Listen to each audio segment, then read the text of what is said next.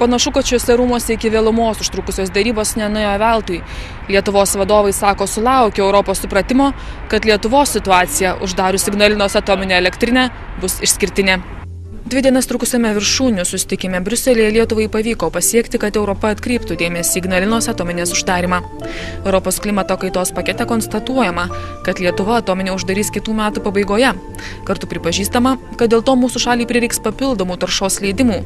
Mat uždariusi atominę, Lietuva bus priversta elektrą gaminti kitais, labiau aplinką teršinčiais būdais.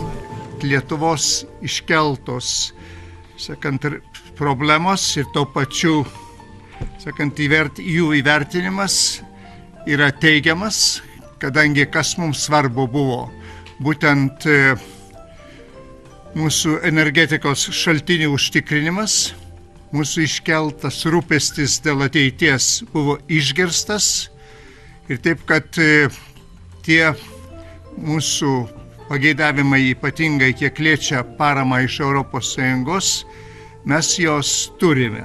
Tiesa, po šios vadovų tarybos aiškėjo, kad Lietuvos viltis susitarti dėl atominės darbo pratęsimo galutinai žlugo. Šis klausimas Briuselyje net nebuvo svarstomas. Šalies vadovas sako, kad Lietuva privalo vykdyti tai, ką įsipareigojo. Aš kartojau ir dar kartą pakartosiu. Lietuva yra įsipareigojusi tarptautiniu sutarimu. Tai buvo viena iš sąlygų į Europos stojimą. Mes jį pasirašėm ir mes jį vykdysim. Viskas, taškas. Dėl Ignalinos uždarimo Lietuva pageidavo 5 milijonų tonų papildomų taršos leidimų kasmet po 2013-ųjų.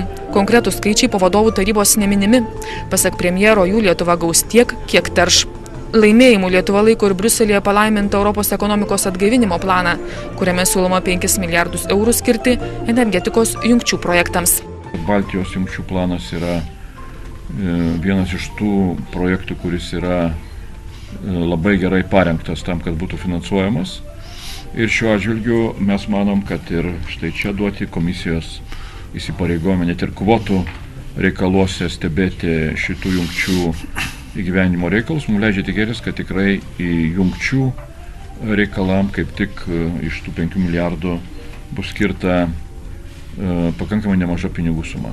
Ką Lietuva darys iš karto po atominės uždarimo 2010-2013, kai dar neturės nei elektros jungčių, nei papildomų taršos leidimų, šalies vadovai komentuoti vengia.